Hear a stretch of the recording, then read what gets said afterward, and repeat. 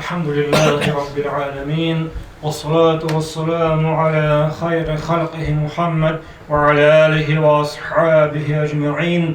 اللهم ربنا يا ربنا تقبل منا إنك أنت السميع العليم، وتب علينا يا مولانا إنك أنت التواب الرحيم، واهدني واهدنا إلى الحق وإلى الطريق المستقيم ببركة ختم القرآن العظيم وبحرمة رسولك وحبيبك الكريم. واعف عنا يا كريم، واعف عنا يا رحيم، واغفر لنا ذنوبنا بفضلك وكرامك يا أكرم الأكرمين ويا أرحم الراحمين. اللهم اجعل القرآن لنا ربيع قلوبنا ونور صدورنا وجلاء أحزاننا. اللهم ذكرنا منه ما نسينا، وعلمنا منه ما جهلنا، وارزقنا تلاوته آناء الليل وأطراف النهار، واجعله لنا حجة ya Rabbel Alemin.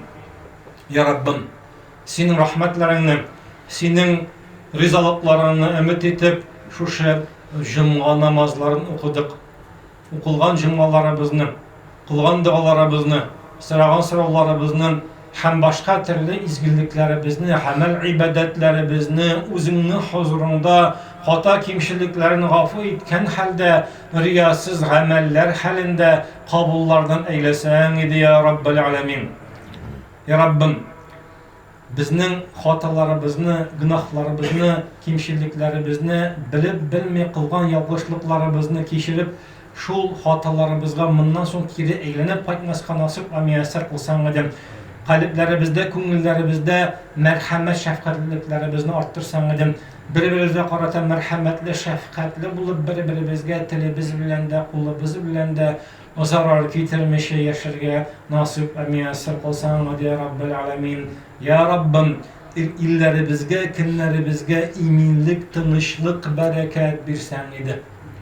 Türlü afetlerden, fitnelerden, suguşlardan saklasan idi ya Rabbel Alemin.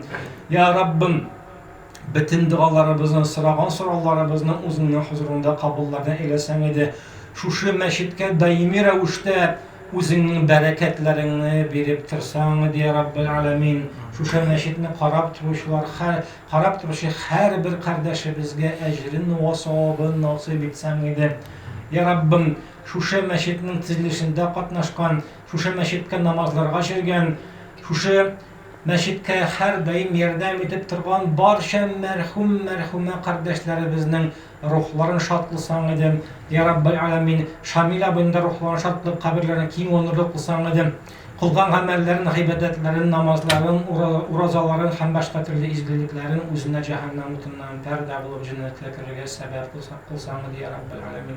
Ya Rabbim, sana ibadet kılabız. Senden yine yardım isteybiz. Kılgan amel ibadetlerimizni, istegen yardımlarimizni, kılgan dualarimizni özünün huzurunda kabullardan kılıp, göteren kullarımızını kiri boş kaytarmasan edim. Ya İlahil Alemin ve ya hayran nasirin tevaffena muslimin ve alhiqna bis salihin ve sallallahu teala ala hayri halqihi Muhammedin ve ala alihi ve ashabihi ecma'in bi rahmetik.